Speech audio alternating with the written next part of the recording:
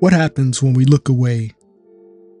Dr. Martin Luther King's hidden words for moments of fear and doubt. Shallow understanding from people of goodwill presents a quiet but potent threat. A warning Dr. King Jr. once shared with patient conviction. Though our calendars often fill with pivotal moments, some labeled times of change, others cloaked in fear, his words remain evergreen. We find ourselves in seasons when a potential shift in power pushes us to consider looking away, refusing to witness an event we believe undermines our collective ideals.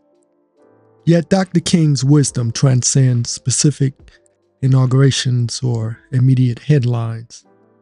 It speaks to every instance when doubt surrounds us and justice hangs in the balance.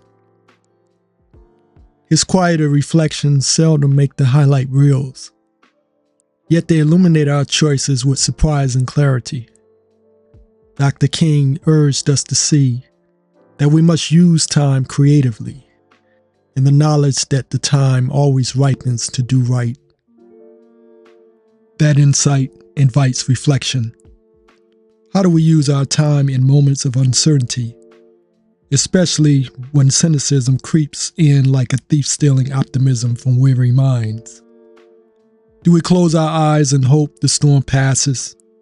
Or do we gather courage and stand steadfast in our conviction? Some people decide not to watch a moment of transition or transfer of power they suspect may erode cherished freedoms. They might believe non-participation safeguards their peace or protest the spectacle. Dr. King understood the instinct to withdraw, yet he also recognized that true peace requires more than distance. It requires and demands our engagement with our circumstances. He reminded us that faith is taking the first step even when you don't see the whole staircase. Faith of that magnitude never suggests a casual wish. It represents a deliberate choice to act despite the unknown. The notion of looking away can bring temporary relief, but King's teaching cautioned that silence can often become a collaborator in injustice. When we hide from the unsettling news or avoid the difficult conversation, we nurture the shallow understanding he described, allowing injustice to root itself more firmly. Yet, a glimmer of hope emerges when we pair our protest, be it loud, with tangible actions that reflect our values. King's perspective never encouraged forced vigilance. He simply insists that we avoid confusing spiritual rest with moral complacency. He believed in active hope, the kind that grows from honest dialogue and community effort. We may all come on different ships, but we're in the same boat now, he once declared. That line underscores our shared destinies, whether we watch from the sidelines or engage at the heart of the issue. We share collective fate that demands unity as a strategy, not merely an aspiration. King recognized that humanity flourishes when we embrace mutual responsibility.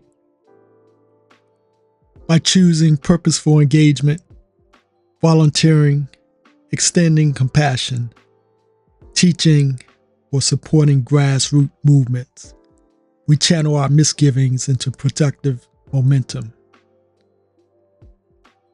Dr. King knew how fatigue weakens the spirit when oppressive forces loom large. He experienced bomb threats, harsh imprisonment, and the raw hatred that targeted him daily. Yet he spoke repeatedly of infinite hope, a concept that means more than bright-eyed optimism. Infinite hope stands firm in the darkness, believing humanity's capacity for redemption and growth, even when leaders and policies appear to champion hatred and divisions. That stance guides us beyond the temptation to look away, pushing us to look deeper into the possibilities of transformation. When we encounter a public ceremony, a policy shift, or a moment in history that feels overwhelming, King's lesser-known words remind us that silence does not protect us. Collective courage does. He warned that injustice anywhere is a threat to justice everywhere, urging us to remain vigilant for the struggles of others. Although we might sometimes choose not to watch, we can still choose to care, to speak, to gather, and to nurture each other. King's approach involved challenging fear, summoning our better angels, and urging us to lean on hope like a steady staff when weariness sets in. Rather than obsess over a single event, Dr. King invites us to place our energy in the timeless work of justice building. That call transcends specific dates or political cycles. The arc of the moral universe may tilt long, but King insisted it bends through our combined effort towards justice, turning our gaze away from something that feels wrong can serve as an initial boundary, yet it accomplishes little unless we redirect our focus towards something more constructive. We can organize, advocate, educate, and encourage. We can vote, volunteer, reflect, and pray, never equating inaction with a moral stand.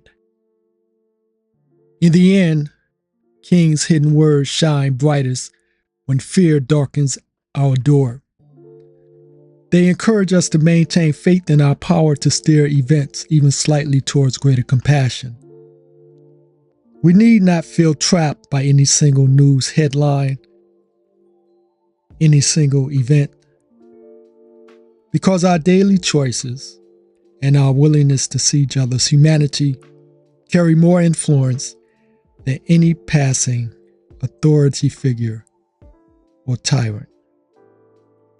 King believed in our collective capacity to lean into justice, weaving threads of kindness and courage into daily living. By clinging to that vision, we keep his insights alive in every generation, calling all of us to ask, what might we do with this moment in time to bend the world towards truth, justice, and rightness? That question endures, beckoning us to watch over our own tendency to look away.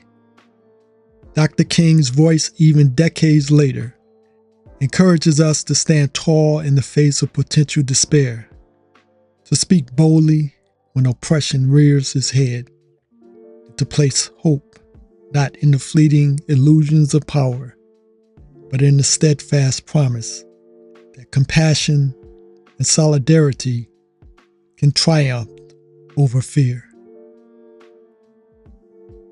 Thank you for listening. If you enjoyed that, please let me know in the comments. Until next time, stay inspired and inspirational.